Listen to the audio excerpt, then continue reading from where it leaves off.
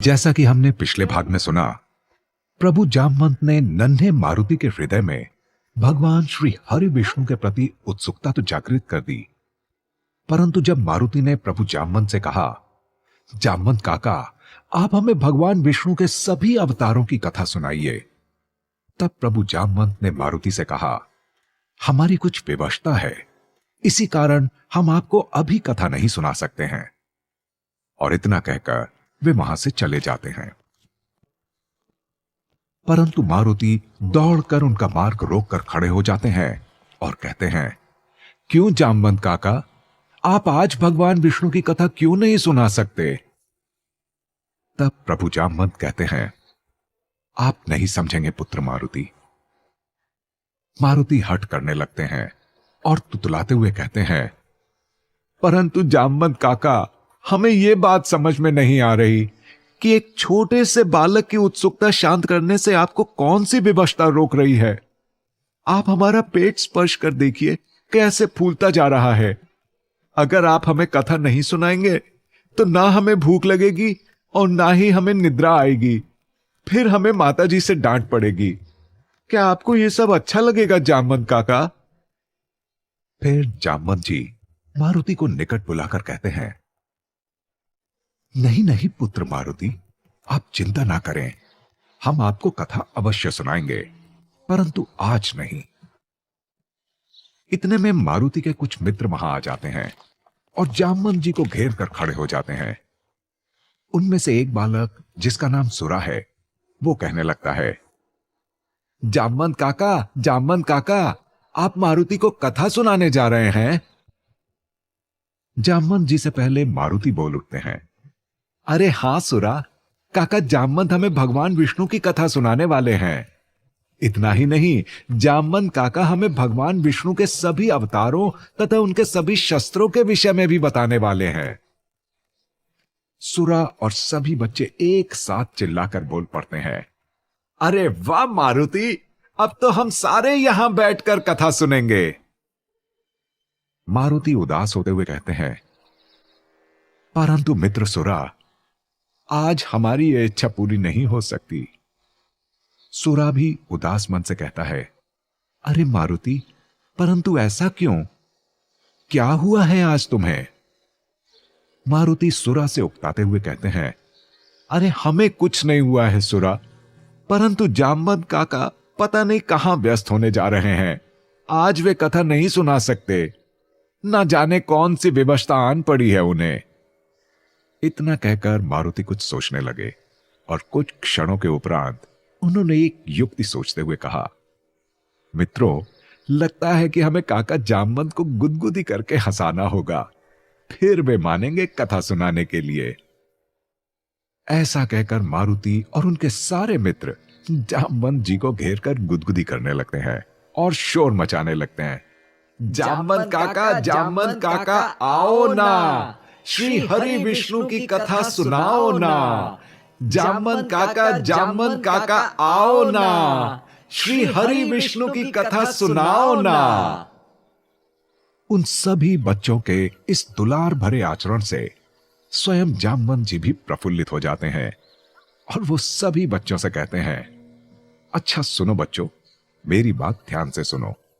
मैं तुम सबको कथा अवश्य सुनाऊंगा, परंतु कल प्रातःकाल तुम सभी बच्चे स्नान करके स्वच्छ होकर हमारी कुटिया के बाहर स्थित श्री हरि विष्णु भगवान के मंदिर में आ जाना। और हां, एक बात अवश्य स्मरण रहे, आप सभी को अपने संग एक एक दिया लेकर आना है। मारुति उत्सुकता से कहते हैं, जामवंत काका, आप दिए से क्या करने वाले हैं?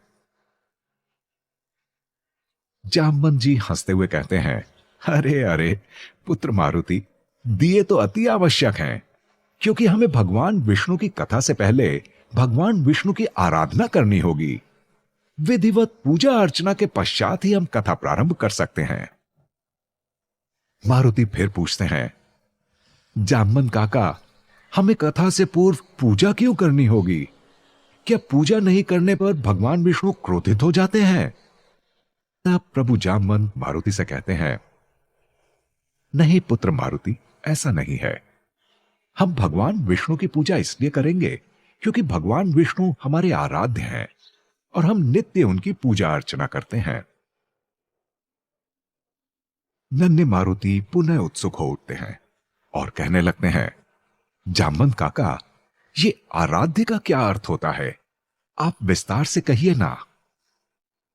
प्रभु जामवंत मन ही मन सोचते हैं, ये अच्छा अवसर है मारुति को आराध्य के और आराध्य के प्रति प्रेम, निष्ठा और अनुराग के विषय में समझाकर उनको भक्ति के मार्ग पर एक और कदम आगे बढ़ाने का। तब जामवंत जी मारुति से कहते हैं, पुत्र मारुति, आराध्य का अर्थ होता है आप जिस ईश्वर, व्यक्ति या आकृति की आराधना में रम जाते हैं और उनकी भक्ति में मग्न हो जाते हैं। मारुति तुतलाते हुए बड़ी उत्सुकता से पूछते हैं, तो जामवंत काका, हमें हमारे आराध्य के विषय में ज्ञात कैसे होगा? अर्थात हमें कैसे पता चलेगा कि हमें किसकी पूजा करनी है एवं किसकी भक्ति करनी है? मारुति के साथ साथ मारुति के सभी मित्र भी एक सुर में बोल पड़ते हैं, हां हां जामवंत काका, हमें कैसे ज्ञात होगा आराध्य के विषय में? जामवंत जी कहते हैं, आप सब ध्यान मग्न होकर सुनिए। आपके हृदय में आपके आराध्य के प्रति प्रेम स्वतः ही जागृत हो जाएगा। जैसे ही आप सब ईश्वर के विषय में चिंतन मनन करना प्रारंभ करेंगे, आप सबको अपने आराध्य के प्रति आकर्षण होता जाएगा। सुरा भगवान जामवंत को बीच में ही टोककर बड़े चंचल स्वर में कहता है, जामवंत काका, हमें तो हर घड़ी बस भोजन का ही स्मरण होता रहता है। हमारा चिंतन मनन सब भोजन के विषय में होता है। तो क्या इसका अर्थ यह है कि मेरे आराध्य स्वादिष्ट पकवान होंगे? मारुति सुरा के मस्तक पर टपली मारते हुए कहते हैं, अरे मूर्ख सुरा, क्या तुम अपने आराध्य को खा जाओगे? सुरा जिह्वा को दांतों तले दबाकर कहता है, अरे हां मित्र मारुति, ये तो हमने सोचा ही नहीं। मारुति फिर एक के बाद एक अपने बाल सुलभ मन में आए प्रश्नों की झड़ी लगाते हुए कहते हैं, जामवंत काका, आप इस मूर्ख की बातें मत सुनिए। आप हमें यह बताइए कि कल हम आएंगे तो क्या आप हमें हमारे आराध्य को खोजने का मार्ग बता देंगे? क्या हम अपने आराध्य को स्वयं खोज सकते हैं? क्या हमारे आराध्य हमें स्वयं बताएंगे कि हमें उनकी पूजा करनी है, या फिर हमें हमारे आराध्य के दर्शन स्वयं प्राप्त करने होंगे? बताइए ना जामवंत काका। प्रभु जामवंत कहते हैं, पुत्र, आगे का जो मार्ग होगा हम कल आपको कथा के अंत में बताएंगे। तब तक के लिए आपको धैर्य रखना होगा। प्रभु जामवंत धीरे धीरे नन्हे मारुति को भक्ति के मार्ग पर अग्रसर करते जा रहे हैं और मारुति की भी उत्सुकता बढ़ती ही जा रही है। और साथ ही साथ प्रभु जामवंत प्रसन्न भी हो रहे हैं कि ब्रह्मदेव द्वारा दिया गया कार्य अत्यंत शीघ्रता से पूर्ण होता दिख रहा है। जामवंत जी ये विचार मन में कर ही रहे हैं कि सारे बालक और मारुति उस स्थान से शोर मचाते हुए भाग खड़े होते हैं। ठीक है जामवंत काका, हम सभी मित्र कल प्रातःकाल आपकी कुटिया में मिलेंगे और कल कोई बहाना मत करिएगा, हम कथा अवश्य सुनकर ही जाएंगे। जामवंत जी शोर की ध्वनि से हड़बड़ाकर मन में कहते हैं, हे ब्रह्मदेव, कहां हम चले थे एक मारुति को भक्ति का पाठ पढ़ाने और कहां हमारे गले पड़ गए इतने सारे दुष्ट बालक। पता नहीं हम कैसे सबको समझाकर मारुति को हरि भक्ति की ओर अग्रसर करेंगे। हमें पहले यह कार्य जितना सरल लग रहा था, अब तो यह कार्य उतना ही कठिन होता जा रहा है। यही सोचते हुए जामवंत जी अपनी कुटिया में पहुंच जाते हैं और कुटिया के कपाट बंद करके जैसे ही पीछे मुड़ते हैं, वहां ब्रह्मदेव प्रकट हो जाते हैं और जामवंत जी उनको देखकर साष्टांग दंडवत करते हुए कहते हैं, प्रणाम परमपिता ब्रह्मदेव, आप बिल्कुल उचित समय पर पधारे हैं। यहां हम आपको ही स्मरण करते हुए आ रहे थे।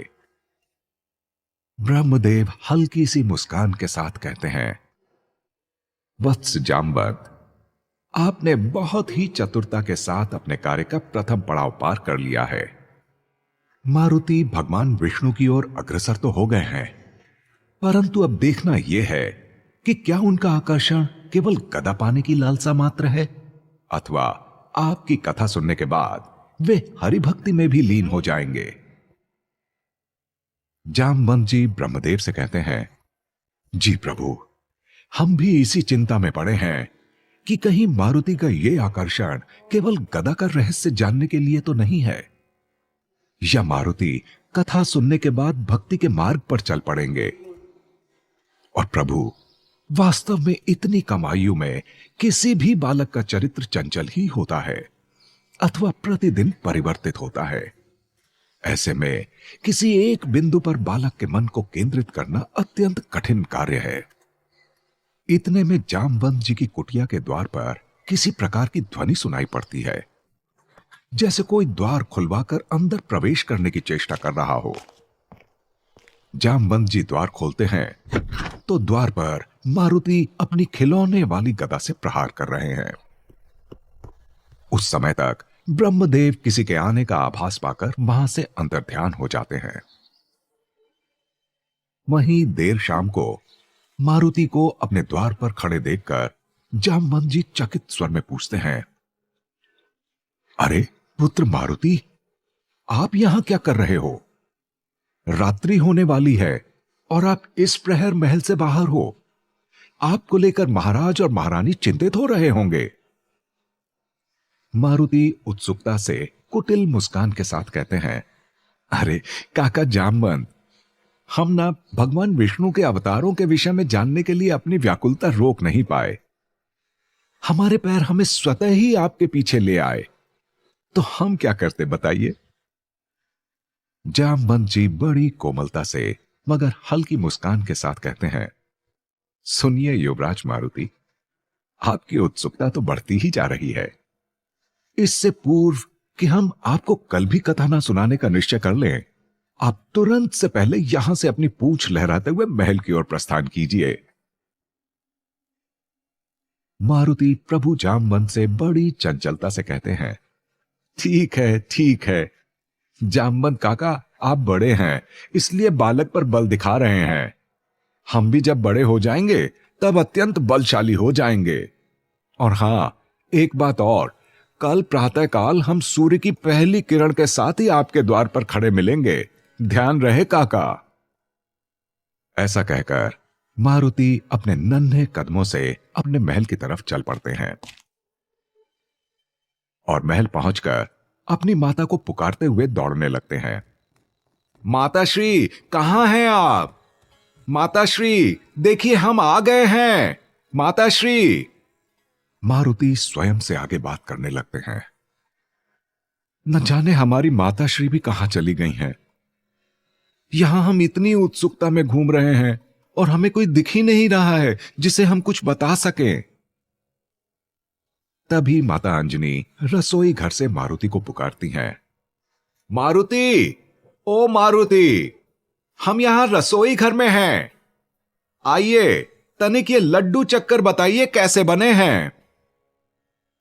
अब मारुति लड्डू का नाम सुनने के बाद कुछ और कहां सुनने वाले थे, सो वे दौड़ पड़े रसोई घर की ओर तथा वहां पहुंचते ही माता अंजनी को अपने आलिंगन में भरकर उन्होंने कहा, माताश्री, आपको कैसे ज्ञात हुआ कि हमें भूख लगी है और हमारा मन लड्डू खाने का है? माता अंजनी नन्हे मारुति को स्नेह करते हुए कहती हैं, हमें हमारे पुत्र की पुकारने की ध्वनि सुनकर ही पता चल जाता है कि आपको भूख लगी है अथवा आपको कुछ विशेष वस्तु चाहिए। मारुति बड़ी ही उत्सुकता से कहते हैं, परंतु माताश्री, आज हमारा आपको पुकारने का उद्देश्य भूख के साथ साथ हमारी उत्सुकता भी है। माता अंजनी थोड़े आश्चर्य से पूछती हैं, उत्सुकता? कैसी उत्सुकता पुत्र मारुति?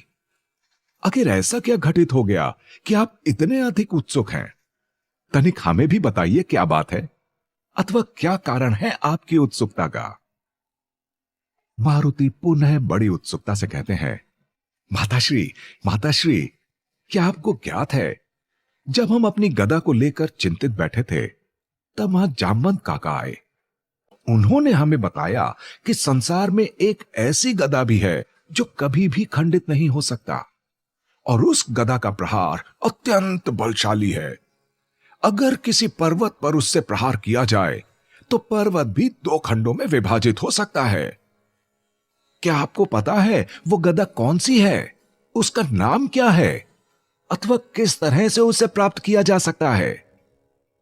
मारुति की बात सुनकर माता अंजनी मुस्कुराते हुए कहती हैं, नहीं युवराज मारुति, हमें कैसे पता होगा कि उस दिव्य गदा का नाम क्या है? आप ही बता दीजिए। फिर मारुति बोलना प्रारंभ कर देते हैं। माताश्री, उस दिव्य गदा का नाम है कुमुद की गदा, और वो गदा भगवान श्री हरि विष्णु के वराह अवतार की है। माता अंजनी फिर आश्चर्य से कहती हैं, अच्छा, परंतु आप ये सब कैसे जानते हैं पुत्र मारुति? तब मारुति मस्तक पर हाथ मारते हुए कहते हैं, अरे माताश्री, आप भी अत्यंत भोली हैं। हमने आपसे कहा तो था कि हमें जामवंत काका ने सारी कथा सुनाई है। और पता है माताश्री, प्रभु वराह हिरण्याक्ष का वध करने के लिए स्वयं ही समुद्र तल में चले गए, क्योंकि हिरण्याक्ष ने धरती माता को बंदी बनाकर समुद्र में स्थापित कर दिया था। तब भगवान वराह ने वहां जाकर हिरण्याक्ष से युद्ध किया और अपनी दिव्य गदा से उसका वध कर दिया और धरती माता को बंधन मुक्त करके वापस ले आए। माता अंजनी झूठे आश्चर्य से कहती हैं, अच्छा, और क्या क्या बताया आपको आपके जामवंत काका ने? मारुति तोतले स्वर में बड़ी चंचलता से कहने लगते हैं, माताश्री, जामवंत काका ने हमें बताया कि भगवान विष्णु ने अनेकों बार धरती पर अवतार लिया है और धरती को पाप मुक्त किया है, और अभी वर्तमान तथा भविष्य में भी अवतार लेने वाले हैं। और हां माताश्री, भगवान विष्णु के जितने भी अवतार हुए, उन सब के पास भिन्न भिन्न प्रकार के अस्त्र थे, जिनसे उन्होंने असुरों और पापियों का नाश करके जीवों का कल्याण किया है। माता अंजनी नन्हे मारुति की सराहना करते हुए कहती हैं, अरे वाह पुत्र मारुति, आज तो आपने बहुत ज्ञान की बातें सीख ली अपने जामवंत काका से। मारुति उत्सुकता भरे स्वर में कहते हैं, अभी कहां माताश्री, अभी तो जामवंत काका ने हमें भगवान श्री हरि विष्णु के सभी अवतारों की कथा सुनाई ही नहीं।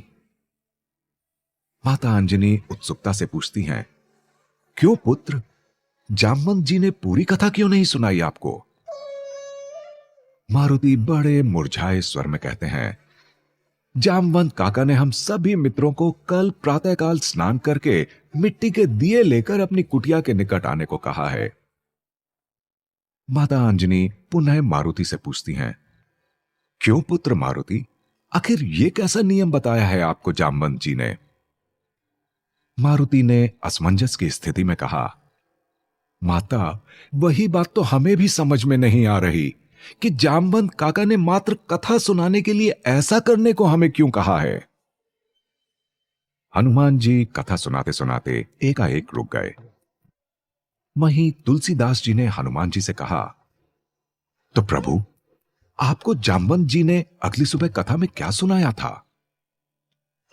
हनुमान जी तुलसीदास जी से कहते हैं, जी कविराज, वो कथा नहीं थी, वो एक ऐसी घटना थी जिसने हमारे पृथ्वी पर आने के उद्देश्य की ओर हमें अग्रसर किया था, और वो घटना हम कदापि नहीं भूल सकते। तुलसीदास जी ने उत्सुकता से पूछा, प्रभु, क्या हुआ था अगली सुबह उस कथा में? हनुमान जी ने अपने स्थान से उठते हुए कहा, हमारा समय हो गया है प्रभु की सेवा में जाने का। अब हम आगे की कथा आपको कल सुनाएंगे। वहीं हनुमान जी के वहां से जाने के उपरांत उत्सुकतावश तुलसीदास राम घाट के सरोवर पर स्नान करके वहीं रात्रि में घाट पर सो गए।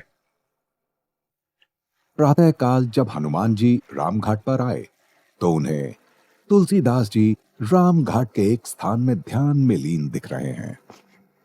शीघ्र ही हनुमान जी के पैरों की आहट पाकर तुलसीदास जी ने जैसे ही अपनी आंखें खोली, उन्हें अपने समक्ष हनुमान जी नजर आए और अगले ही क्षण हनुमान जी के चरणों का आशीर्वाद लेते हुए उन्होंने कहा, प्रणाम प्रभु, हमें आपकी ही प्रतीक्षा थी। हम तो उत्सुकता के कारण पिछली रात्रि अपनी कुटिया में गए ही नहीं और यहीं इसी राम घाट पर सो गए। हमें अब आगे की कथा सुनाइए प्रभु। काहे कि हमें जानना है कि आगे प्रभु जामवंत जी ने आपको क्या बताया। हनुमान जी एक मृदु मुस्कान के साथ ठीक तुलसीदास जी के निकट ही विराजमान हो गए और अपने बचपन की कहानी विस्तार पूर्वक सुनाने लगे। जब जामवंत जी ने उन्हें श्री हरि भगवान विष्णु की कथा सुनाने की बात कही थी। कुरु साम्राज्य में बाल मारुति माता अंजनी से प्रभु जामवंत की सारी बात बताकर अपने कक्ष में चले जाते हैं, परंतु मारुति की उत्सुकता अभी भी समाप्त नहीं हुई है। वे अपने बिस्तर पर लेटे हुए हैं, परंतु उनके नेत्र आकाश की तरफ ही हैं एवं वे चंद्रमा को एकटक देखते हुए रात्रि के ढलने तथा अगले दिन के उगने की प्रतीक्षा कर रहे हैं और करवट बदलते हुए मन में स्वयं से कहते जा रहे हैं, हे चंद्रदेव, हमारी माता श्री ने हमसे कहा है कि आप सब बच्चों के मामा हो, तो क्या कोई मामा अपने भांजे को इतना सताता है? आप थक गए होंगे आकाश में प्रकाश फैलाते हुए। अब आप जाइए एवं विश्राम कीजिए और अपने स्थान पर सूर्य देव को भेजिए, अन्यथा हमारे पेट में उत्सुकता के घोड़े दौड़ते रहेंगे और निद्रा तो हमें वैसे भी नहीं आने वाली। काहे कि सूर्य देव जब आएंगे तभी तो हम भगवान विष्णु की कथा जामवंत काका से सुन पाएंगे। मारुति भगवान विष्णु की कथा सुनने के लिए इतने उत्सुक है कि ना तो उनको नींद आ रही है और ना ही उनकी बेचैनी समाप्त हो रही है। मारुति अपने बिस्तर पर लेटे लेटे बारंबार करवट बदलते जा रहे हैं। फिर अचानक से वे उठकर बैठ गए और सूने आंगन में जाकर खड़े हो गए और आकाश की ओर देखकर कहने लगे, चंदा मामा, लगता है आज आप भी हमें तंग करना चाहते हैं।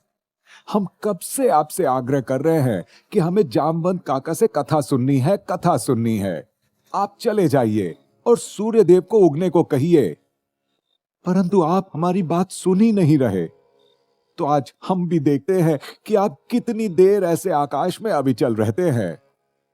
आज हम भी सोने नहीं जाएंगे, देखते हैं कौन कितना अधिक हठी है। ऐसा कहकर मारुति मन में सोचते हैं, चंद्रमा तक हमारी ध्वनि तो नहीं जा सकती, परंतु हमारी गदा तो जा ही सकती है। और अगर चंद्रदेव बात से नहीं मान रहे तो इनको अपना बल दिखाना होगा। हम अपनी गदाएं लेकर आते हैं। मारुति अपने जन्म दिवस पर उपहार में मिली गदाएं लेकर आते हैं और उनमें से एक गदा उठाकर पूरी शक्ति के साथ चंद्रमा की तरफ उछाल देते हैं। गदा बड़ी तीव्र गति से उड़ती हुई सीधे चंद्रमा पर जा पहुंचती है। मारुति द्वारा किए गए इस अचानक प्रहार की चंद्रमा ने शायद कल्पना भी नहीं की होगी। इससे पहले कि वे कुछ समझ पाते, मारुति की फेंकी गई दूसरी गदा भी चंद्रमा तक आ पहुंची। अब चंद्रदेव की चिंता बढ़ने लगी और वहीं इधर मारुति कहते हैं, लगता है हमारी छोटी छोटी गदाओं के प्रहार का चंद्रदेव पर कोई असर नहीं हो रहा। हम अभी पिताश्री की गदा लेकर आते हैं, तब कुछ बात बनेगी। मारुति की बात सुनकर चंद्रदेव शिव जी को पुकारते हैं, हे भोलेनाथ, अब आप ही हमारी रक्षा कीजिए, नहीं तो मारुति अब हमारे ऊपर वानर राज केसरी जी की दिव्य गदा से प्रहार करने वाले हैं और हम वो प्रहार सहन नहीं कर पाएंगे। शिव जी चंद्रमा को दिव्य वाणी से संकेत देते हैं, चंद्रदेव, आप चिंता ना करें, महाराज केसरी की गदा उनकी अनुमति के बिना कोई नहीं ले सकता। इधर मारुति चुपके से महाराज केसरी के कक्ष में जा पहुंचते हैं और जैसे ही वे महाराज केसरी की गदा उठाने जाते हैं, वैसे ही माता अंजनी की आंख खुल जाती है और माता अंजनी मारुति से पूछती हैं, पुत्र मारुति, आप इतनी रात्रि में यहां क्या कर रहे हैं? मारुति बड़े क्रोध में तमतमाते हुए कहते हैं, माताश्री, हम यहां पिताजी की गदा लेने आए हैं। परंतु आप इतनी रात्रि में गदा का क्या करेंगे मारुति? माता अंजनी चकित होकर पूछती हैं। मारुति एक हाथ से गदा पकड़ते हैं और दूसरे हाथ से माता अंजनी का हाथ पकड़कर आंगन में ले आते हैं और कहते हैं, माताश्री, आज हम बहुत क्रोधित हैं और हम पिताश्री की गदा से चंद्रदेव को सबक सिखाकर ही रहेंगे। परंतु मारुति, चंद्रदेव ने ऐसा क्या कर दिया कि आप उन पर अत्यंत क्रोधित हो गए? मारुति गुस्से में कहते हैं, माताश्री, हमने कितनी नम्रता से इनसे आग्रह किया कि कल प्रातःकाल हमें किसी विशेष प्रयोजन से जामवंत काका से मिलने जाना है, इसलिए आप विश्राम करने जाइए और सूर्य देव को आकाश में भेजिए। परंतु चंदा मामा सुन ही नहीं रहे। तब जाकर हमने इनको सबक सिखाने का निश्चय किया। इस बात पर माता अंजनी खिलखिलाकर हंस पड़ी और बड़े प्यार से मारुति की ओर देखने लगी और उन्होंने मारुति को अपनी गोद में बैठाकर बड़े प्यार से उनसे कहा, पुत्र मारुति, चंद्रदेव के जाने और सूर्यदेव के आने का समय निश्चित होता है। वे आपके कहने से न तो जा सकते हैं एवं न ही आ सकते हैं। मारुति अपनी माताश्री की इस बात पर आश्चर्य से पूछते हैं, सच में माताश्री? तो क्या सूर्यदेव और चंद्रदेव को किसी से आदेश प्राप्त होता है आकाश में निकलने का और फिर चले जाने का? माता अंजनी हंसते हुए कहती हैं, नहीं पुत्र मारुति, कोई उन्हें आदेश नहीं देता। वास्तव में जो सुबह और रात्रि सारे प्राणी देखते हैं वो सूर्यदेव और चंद्रमा होते हैं, और हमारी जो ये सृष्टि है वो सूर्यदेव के चारों ओर भ्रमण करती है, जिससे हमें दिन और रात्रि का आभास होता है। बाल मारुति को कभी माता अंजनी से, तो कभी जामवंत जी से, तो कभी सांसारिक, तो कभी पौराणिक ज्ञान की प्राप्ति होती जा रही है, और साथ ही साथ दिनों दिन बाल मारुति की उत्सुकता भी बढ़ती ही जा रही है। माता अंजनी मारुति से कहती हैं, चलिए पुत्र मारुति, अब आप जाइए और सो जाइए। प्रातःकाल आपको कथा सुनने भी तो जाना होगा प्रभु जामवंत जी से। नन्हे मारुति माता अंजनी से कहते हैं, माताश्री, जब से जामवंत काका ने हमें कथा के विषय में बताया है ना, तब से हमें ना तो निद्रा आ रही है और ना ही ये रात्रि समाप्त हो रही है। आप जाइए, सो जाइए, हम यहीं बैठकर भोर होने की प्रतीक्षा करेंगे। माता अंजनी बाल मारुति के हट को सुनकर उनसे सोने के लिए कहती हैं, परंतु वो हटी ही क्या जो शीघ्रता से मान जाए, और यहां तो बात फिर भी बाल मारुति की हो रही है। अंत में माता अंजनी बाल मारुति के हट के आगे समर्पण करते हुए वहां से जाते जाते कहती हैं, ठीक है मारुति, आप बैठिए और वार्तालाप करिए चंदा मामा से। हमें अत्यंत तीव्र निद्रा आ रही है, इसलिए हम जा रहे हैं अपने कक्ष में सोने। मारुति पूरी रात्रि आंगन में बैठ चंद्रमा को निहारते हुए व्यतीत कर देते हैं, और जैसे ही भोर की पहली किरण के साथ चिड़ियों की ध्वनि सुनाई पड़ती है, मारुति बिजली की तीव्रता से उठ खड़े होते हैं और अपनी माता के समीप जाकर कहते हैं, माताश्री, माताश्री, शीघ्र उठिए और हमें स्नान करवा दीजिए। माताश्री देखिए ना, सूर्यदेव निकल चुके हैं और भोर भी हो गई है, फिर हमें अपने मित्रों को जगाने भी तो जाना होगा। मारुति पूरी उत्सुकता से आगे कहते जाते हैं, माताश्री, आज हम बहुत व्यस्त हैं और हमारे पास बिल्कुल कोई समय नहीं है। आप शीघ्रता से कहीं से मिट्टी के दिए खोजकर भी दे दीजिए ताकि हम तुरंत चले जाएं। माता अंजनी मारुति की इतनी हड़बड़ाहट देखकर उनको जल्दी जल्दी तैयार करके मिट्टी के दिए निकालकर रखी रही होती हैं कि मारुति दिए उठाकर शीघ्रता से दौड़कर बाहर चले जाते हैं। मारुति, तनिक आराम से, मारुति, मारुति। माता अंजनी पीछे से उन्हें पुकारती रह जाती हैं, परंतु मारुति आज कहां सुनने वाले थे किसी की।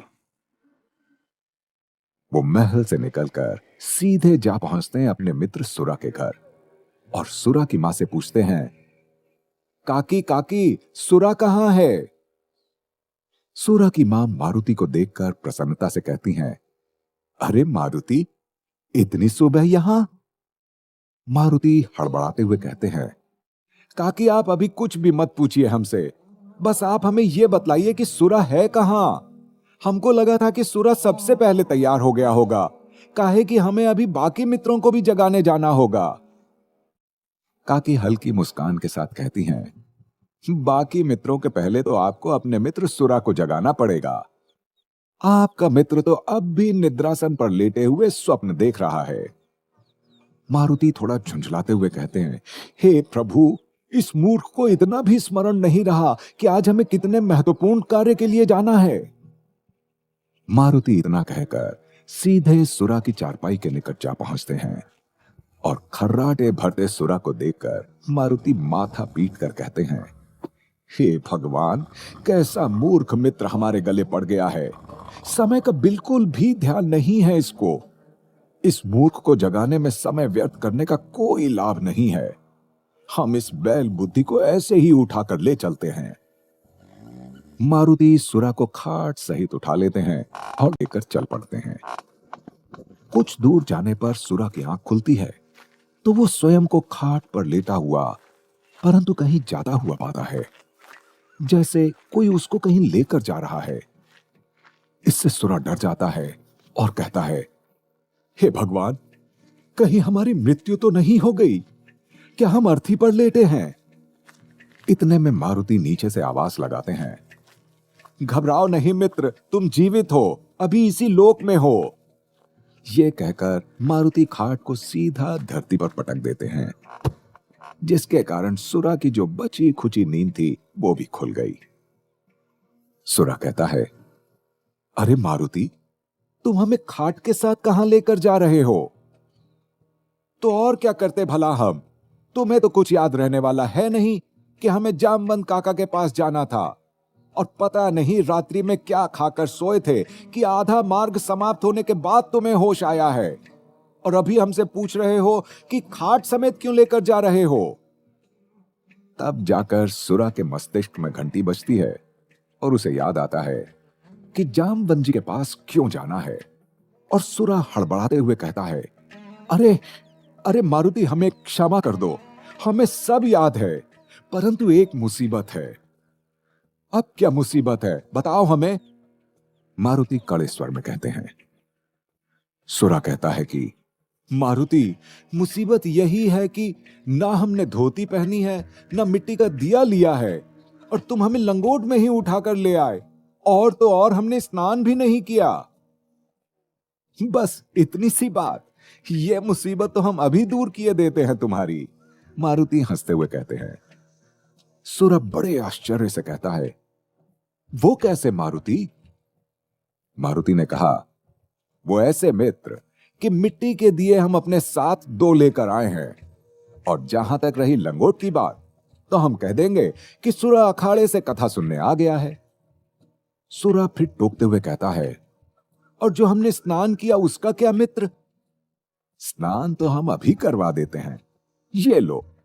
ये कहते हुए मारुति सुरा को खाट सहित पास के तालाब में उलट देते हैं और सुरा से पूछते हैं, क्यों मित्र, और कोई मुसीबत है जीवन में तुम्हारे, अथवा अब चलें? सुरा पानी से हड़बड़ाता हुआ बाहर निकलता है और कहता है, मारुति, कभी कभी तो लगता है कि तुम हमसे किसी और जन्म का प्रतिशोध ले रहे हो।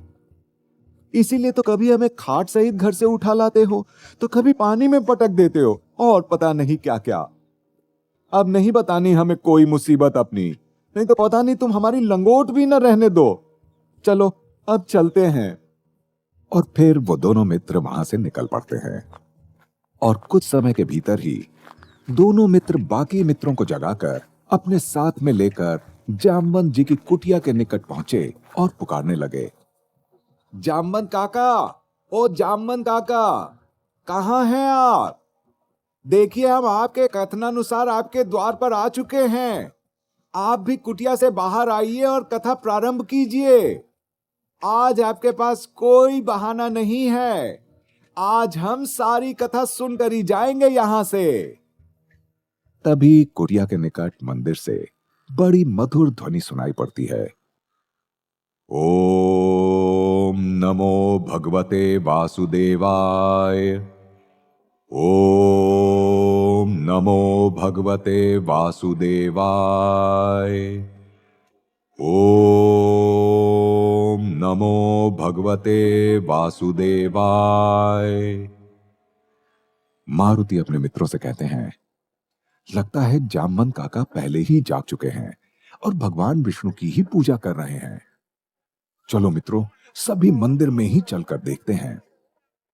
सारे मित्र एक स्वर में कहते हैं, हाँ हाँ, चलो मंदिर में जाकर देखते हैं। मंदिर के भीतर प्रवेश करने पर वहां सभी देखते हैं कि प्रभु जामवंत आसन जमाए बैठे हैं और पूजा कर रहे हैं। ये देखकर सारे मित्र शांत खड़े होकर जामवंत जी की पूजा समाप्त होने की प्रतीक्षा करने लगे। परंतु जामवंत जी की पूजा लंबी होती देखकर मारुति बेचैन और व्याकुल होते जा रहे हैं। उनका धैर्य टूट रहा है। और फिर एकाएक मारुति कहते हैं, जामवंत काका, हम सारे मित्रगण आपके कहे अनुसार स्नान करके मिट्टी के दिए लेकर आए हैं। अब आप बताइए कि आगे की प्रक्रिया क्या है और हमें क्या करना है। परंतु जैसे ही जामवंत जी सभी बच्चों को सामने बैठने का निर्देश देते हैं, सारे बच्चे धक्का मुक्की करने लगते हैं, जिसके कारण मारुति के हाथ से उनका मिट्टी का दिया गिरकर टूट जाता है। और दिए के टूटते ही मारुति के चेहरे से मानो हवाइयां उड़ जाती हैं। जामवंत जी भगवान विष्णु की प्रतिमा को साष्टांग दंडवत प्रणाम करके उठते हैं और बच्चों की ओर मुड़ते हैं, तो सारे बच्चे एक स्वर में उन्हें प्रणाम करते हैं। फिर जामवंत जी कहते हैं, लाओ बच्चों, अपने सारे दिए यहां हमारे पास ले आओ। हम इन सभी दियों को प्रज्वलित कर देते हैं। फिर हम सभी भगवान श्री हरि विष्णु की पूजा करके कथा को आरंभ करेंगे। सारे बालक अपने अपने दिए जामवंत जी को दे देते हैं और जामवंत जी सब दियों को प्रज्वलित करके भगवान विष्णु की प्रतिमा के चरणों में रख देते हैं। परंतु मारुति एक कोने में मुंह लटकाए खड़े हैं, जिनको देखकर जामवंत जी पूछते हैं, क्या हुआ मारुति? आप वहां सबसे दूर क्यों खड़े हैं? आइए, आप भी निकट आइए। परंतु मारुति रोते हुए कहते हैं, जामवंत काका, आपने जो मिट्टी का दिया मंगवाया था वो हमसे टूट गया। जामवंत जी मारुति का हाथ पकड़कर अपने निकट बैठाते हैं और सुरा से कहते हैं, सुरा, तुम तनिक हमारी कुटिया में जाओ और थोड़ा सा आटा ले आओ। मारुति पूछते हैं, जामवंत काका, आप आटे का क्या करने वाले हैं? तुम्हारा दिया टूट गया है ना मारुति, तो हम तुम्हारे लिए आटे का दिया बना देंगे। जामवंत जी उत्तर देते हैं, परंतु दिए तो मिट्टी के मंगवाए थे आपने जामवंत काका। मारुति पूछते हैं। सुरा जब तक दिए लेने जाता है तब तक जामवंत जी मारुति को समझाते हैं, भगवान कभी आपके अर्पित किए प्रसाद, आभूषण तथा विशेष चढ़ावे के नहीं, आपके प्रेम के भूखे होते हैं। माध्यम मिट्टी का है या आटे का, इससे भक्ति का कोई संबंध नहीं होता पुत्र मारुति। इतने में सुरा आटा लाकर जामवंत जी को देता है और जामवंत जी उस आटे से एक दिया बनाकर मारुति को दे देते हैं। आटे के दिए को हाथ में लेकर मारुति पूछते हैं, जामवंत काका, हम भगवान की पूजा के लिए दिए क्यों जलाते हैं?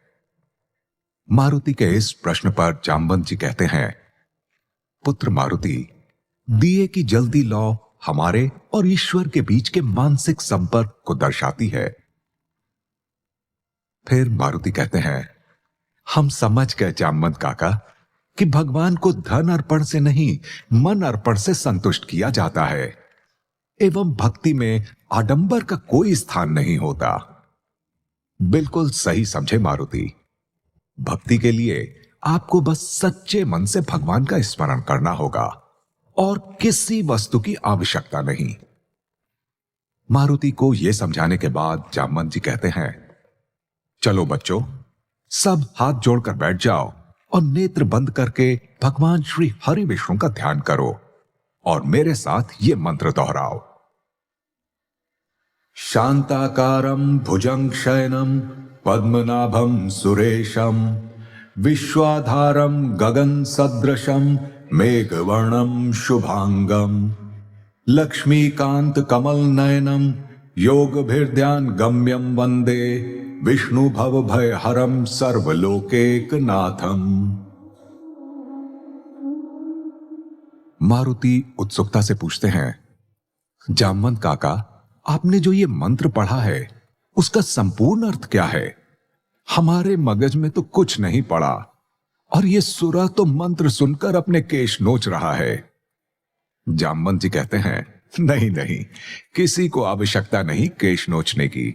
हम अभी बता देते हैं इस मंत्र का अर्थ। शांताकारम, जिनकी आकृति अतिशय शांत है, वो जो धीर क्षीर गंभीर हैं। भुजग शयनम, जो शेषनाग की शैया पर विराजमान है, अर्थात भगवान विष्णु। मारुति चिंता के भाव में पूछते हैं, तो जामवंत काका, क्या शेषनाग भगवान विष्णु को हानि नहीं पहुंचाते?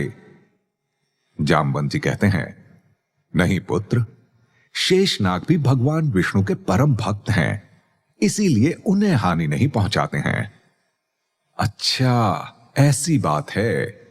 मारुति राहत की सांस लेते हुए कहते हैं। फिर जामवंत जी आगे के मंत्र का अनुवाद करने लगते हैं। पद्मनाभम, जिनकी नाभि में कमल है। सुरेशम, जो देवताओं के भी ईश्वर हैं। विश्वाधारम, जो संपूर्ण जगत के आधार हैं, संपूर्ण विश्व जिनकी रचना है। गगन सदृशम, जो आकाश की तरह सर्वत्र व्याप्त हैं। मेघवर्ण, नील मेघ के समान जिनका वर्ण है। शुभांगम, अतिशय सुंदर जिनके संपूर्ण अंग हैं, जो अति मन भावन एवं सुंदर हैं। लक्ष्मीकांतम, ऐसे लक्ष्मी के कांत अर्थात लक्ष्मीपति।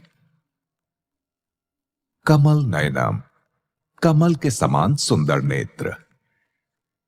योगी भीर ध्यान गम्यम, जो योगियों द्वारा ध्यान करके प्राप्त किए जाते हैं। वंदे विष्णुम, भगवान श्री विष्णु को मैं प्रणाम करता हूं। भव भय हरम, जो जन्म मरण रूप भय का नाश करने वाले हैं, जो सभी भय को नाश करने वाले हैं। सर्वलोकैक नाथम, जो संपूर्ण लोकों के स्वामी हैं, सभी चराचर जगत के ईश्वर हैं। मारुति जामवंत जी से कहते हैं, जामवंत काका, कितनी सुंदर और अद्वितीय स्तुति है ये। और अच्छा हुआ कि हमने आपसे अर्थ पूछ लिया, नहीं तो ये मूर्ख सुरा इस मंत्र का अर्थ रास्ते में हमसे पूछ पूछ कर परेशान कर देता, क्योंकि इसे तो कुछ समझ में ही नहीं आता। जामवंत जी कहते हैं, ठीक है मारुति, हम प्रारंभ करते हैं कथा विष्णु भगवान के अवतारों की। तो जैसा कि हमने आपको बताया था कि भगवान विष्णु ने सृष्टि को पाप तथा संकट से बचाने के लिए कई अवतार लिए हैं और आगे भी लेते रहेंगे, परंतु भगवान विष्णु ने सबसे पहले मत्स्य अवतार लिया था। मारुति तुरंत तुतलाते हुए पूछते हैं, मत्स्य अवतार? मत्स्य अवतार का अर्थ क्या होता है? और जामवंत काका, भगवान विष्णु ने यह अवतार क्यों लिया?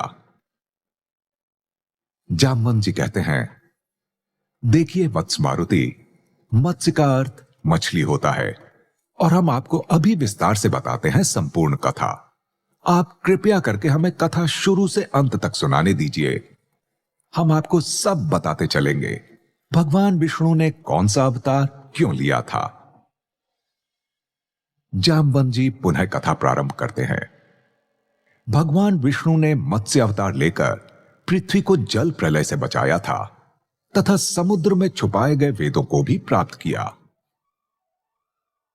परंतु जामवंत काका, कोमल भोजपत्र पर लिखे वेदों को भला जल में किसने रखा था? मारुति पुनः बीच में बोल पड़ते हैं, जिससे जामवंत जी पुनः बीच में रुक जाते हैं और मन ही मन कहते हैं, हे ब्रह्मदेव, ये बालक कितना उत्साही लगता है। हमारी ये कथा बहुत देर तक चलने वाली है, क्योंकि मारुति हर बात पर हमें टोक रहे हैं।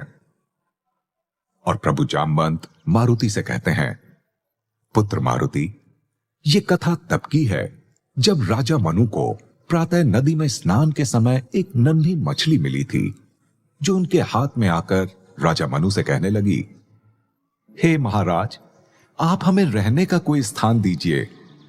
आपके हाथ हमारे रहने के स्थान के लिए परिपूर्ण नहीं है। जामवंत काका, वो मछली बोल कैसे रही थी? और फिर राजा मनु ने उस मछली के साथ क्या किया? मारुति जैसे जैसे कथा में आगे बढ़ रहे हैं, उनकी उत्सुकता भी बढ़ती ही जा रही है। जामवंत जी हंसते हुए कहते हैं, बताते हैं पुत्र, सब बताते हैं। आप बस अपनी जिज्ञासा को नियंत्रण में रखिए।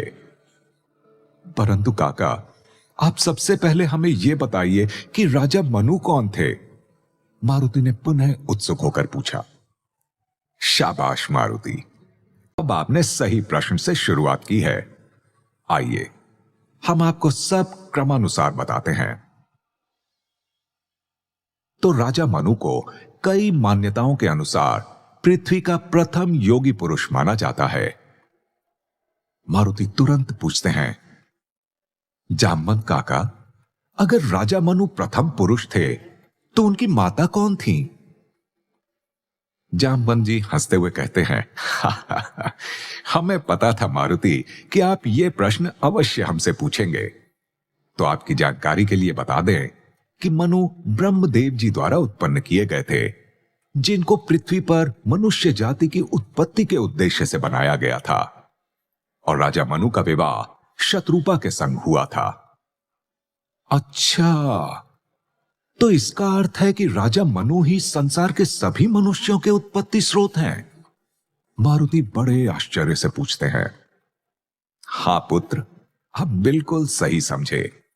और मनु के वंशज होने के कारण मानव को मनुष्य कहा जाता है। मारुति कहते हैं, जी काका, हम सब समझ गए। अब आप हमें उस मछली के विषय में बतलाइए जो राजा मनु को मिली थी, वो बोलने वाली मछली। जामवंत जी कहते हैं, राजा मनु से जब उस मछली ने रहने योग्य स्थान मांगा, तो मनु ने उसे अपने कमंडल में रख लिया और अपने महल में ले आए। परंतु महल में पहुंचते ही उस मछली ने राजा से पुनः कहा, महाराज, यह स्थान भी हमारे लिए पर्याप्त नहीं है, हमें कोई दूसरा स्थान दीजिए। तो क्या वो मछली कोई मायावी मछली थी जामवंत काका? और क्या वो अपने आकार में निरंतर बढ़ती ही जा रही थी? मारुति ने पुनः उत्सुकतावश प्रश्न पूछा। हां मारुति, आप बिल्कुल सही समझे। वो मछली निरंतर बढ़ती जा रही थी। कुछ समय पश्चात जब वो मछली आकार में बहुत विशाल हो गई, तब उस मछली से मनु ने कहा, आप कौन हैं और किस कारण हमारे पास पधारे हैं? हम आपकी क्या सहायता करें? तब उस मछली ने उत्तर दिया कि हम श्री विष्णु के अवतार हैं और हम आपको जल प्रलय का संकेत देने आए हैं। इस पर मनु ने कहा, जल प्रलय का संकेत आप हमें क्यों दे रहे हैं देवेश नारायण? तब विष्णु जी के मत्स्य अवतार ने मनु को एक कार्य सौंपा। मनु, आपको जल प्रलय के पूर्व एक नाव में धरती पर विद्यमान सभी जीवों और जीवित वस्तुओं में से एक एक जोड़ी तथा वेद, उपनिषद तथा पुराण रखकर और सप्त ऋषियों को अपनी नौका में बैठा लेना है और धरती के सारे उपयोगी बीज लेने हैं और सारी तैयारियां शीघ्र करनी है। फिर जब जल प्रलय होगी, तब हम आपको समुद्र में मिलेंगे और आपको जल प्रलय से बचाकर सृष्टि में जीवन के पुनर्स्थापन का मार्ग बताएंगे। मारुति पूछते हैं, जामवंत काका, हमें यह समझ नहीं आ रहा कि जल प्रलय का कारण क्या था और प्रलय का संकेत राजा मनु को ही क्यों मिला? तब जामवंत जी बताते हैं कि पुत्र मारुति, जब जब सृष्टि में एक युग का अंत और दूसरे युग का आरंभ होता है, तब तब सृष्टि में प्रलय जैसी घटना होती है, जिससे जितनी अनावश्यक वस्तुएं, जीव या स्थान होते हैं, उनका विनाश हो जाता है। और हर प्रलय से पहले ईश्वर किसी प्रतिनिधि को चुनते हैं। इसलिए भगवान विष्णु ने राजा मनु को प्रलय का संकेत दिया। परंतु जामवंत काका, हमारा प्रश्न अभी तक अनुत्तर है कि राजा मनु को ही क्यों चुना गया जल प्रलय में सभी जीवों, वेदों और बाकी आवश्यक वस्तुओं को बचाने के लिए। जामवंत जी कहते हैं, विष्णु भगवान ने मनु को इसलिए चुना क्योंकि मनु ने ही पृथ्वी पर मानव जाति की स्थापना की थी और उन्हें इस बात का अनुभव भी था। अच्छा, तो इस कारण भगवान विष्णु ने राजा मनु को इतना महत्वपूर्ण कार्य सौंपा था। जामवंत जी कहते हैं, हां मारुति, क्योंकि राजा मनु ही थे जिनको संसार के समस्त जीव जंतु, पशु पक्षी, वेद उपनिषद, पेड़ पौधे सबकी जानकारी थी। फिर क्या हुआ जल प्रलय में जामवंत काका? मारुति पूछते हैं। फिर जल प्रलय के समय जब मनु की नाव डूबने को हुई, तो सारे जीव जंतु, पशु पक्षी तथा सप्त ऋषियों समेत सब भयभीत होकर मनु से कहने लगे, मनु, आपने हमें किस संकट में डाल दिया? इससे अच्छा तो हम अपनी योग विद्या से स्वयं की रक्षा करने का प्रयत्न कर लेते। और ये पशु पक्षी अगर भूमि और पेड़ों पर रहते तो कहीं ना कहीं स्वयं को बचा लेते, परंतु आपने इस भीषण जल प्रलय में सबको सागर के बीच लाकर संकट में डाल दिया है। जब सब लोग मनु को दोष दे रहे थे, तब सागर के बीच मत्स्य अवतार के रूप में विष्णु जी प्रकट हुए और उन्होंने मनु से कहा, मनु, आप धन्य हैं। आपने हमारे कहे अनुसार सारी तैयारी की और पृथ्वी पर जीवन के पुनर्स्थापन का पहला चरण सफलतापूर्वक पूरा किया। अब आप अपनी नाव को हमारे पंखों से बांध दीजिए। तब जाकर राजा मनु ने अपनी नाव को उसमें बांध करके नाव को डूबने से बचा लिया। अच्छा, तो इस कारण से मत्स्य अवतार लिया भगवान विष्णु ने। और दूसरा अवतार क्या था जामवंत काका? मारुति ने पूछा। दूसरे अवतार में भगवान विष्णु ने वराह रूप में प्रकट होकर धरती माता को हिरण्याक्ष से मुक्त करवाया तथा अपनी कुमोद की गदा द्वारा उसका वध किया और संसार को एक भयानक असुर के कोप से मुक्त किया था, जैसा कि हमने आपको पहले ही बता रखा है। मारुति भी कहते हैं, जी काका, और हमें कुमोद की गदा तो याद ही है। और ये कहकर मारुति हे श्री हरि विष्णु की जयकार लगा देते हैं।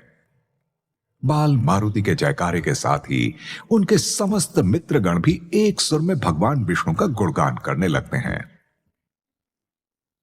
वहीं प्रभु जामवंत कथा सुनाते जा रहे हैं। वराह अवतार के बाद भगवान विष्णु ने कच्छप अवतार में आकर देवताओं और असुरों द्वारा किए जा रहे समुद्र मंथन को सफल बनाने के लिए विशाल पर्वत को अपनी पीठ पर धारण करके समुद्र मंथन को सफल बनाया, जिसके फलस्वरूप देवताओं को अमृत का वरदान प्राप्त हुआ। ओम श्री कच्छपाय नमः। परंतु समुद्र मंथन क्यों हुआ था काका?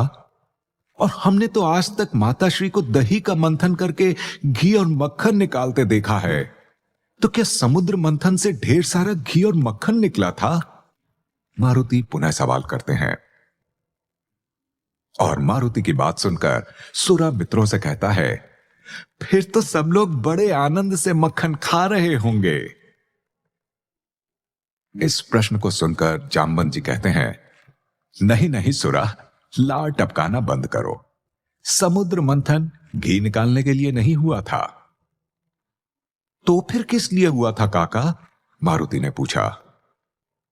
जब इंद्रदेव ने दुर्वासा जी द्वारा दी गई पारिजातक माला का अपमान किया, तो क्रोधित होकर दुर्वासा जी ने इंद्रदेव को शाप दिया था, तुम्हारा वैभव नष्ट हो जाएगा।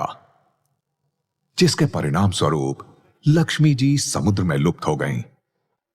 तत्पश्चात विष्णु जी के आदेशानुसार देवताओं तथा असुरों ने लक्ष्मी को पुनः प्राप्त करने के लिए मंदराचल पर्वत को मथानी तथा नागश्रेष्ठ वासुकी की डोर बनाकर क्षीर सागर का मंथन किया। मंथन करते समय मंदराचल रसातल को जाने लगा तो सारे देवता और असुर चिंतित हो गए और भगवान विष्णु को कोई उपाय सुझाने को कहा। मारुति कहते हैं, तब क्या किया भगवान ने जामवंत काका? भगवान विष्णु ने कच्छप के रूप में अपनी पीठ पर पर्वत को धारण किया और देवता और असुरों ने समुद्र से अमृत एवं लक्ष्मी सहित 14 रत्नों की प्राप्ति करके पूर्ववत वैभव स्थापित किया। जामवंत काका, समुद्र मंथन में और क्या क्या मिला था? मारुति बड़े उत्सुक स्वर में पूछते हैं। जामवंत जी कहते हैं, पुत्र मारुति, जब समुद्र का मंथन हुआ तो समुद्र के भीतर से एक एक कर कुल 14 रत्न और 2 वस्तुएं प्राप्त हुई। कौन सी 2 वस्तुएं जामवंत काका? क्या वो 14 रत्नों से अधिक महत्वपूर्ण थीं? मारुति फिर पूछ बैठते हैं। जामवंत जी कहते हैं, हां पुत्र, 2 वस्तुएं एवं दोनों वस्तुएं एक दूसरे की पूरक थीं और उनका समुद्र से निकलना बहुत आवश्यक था।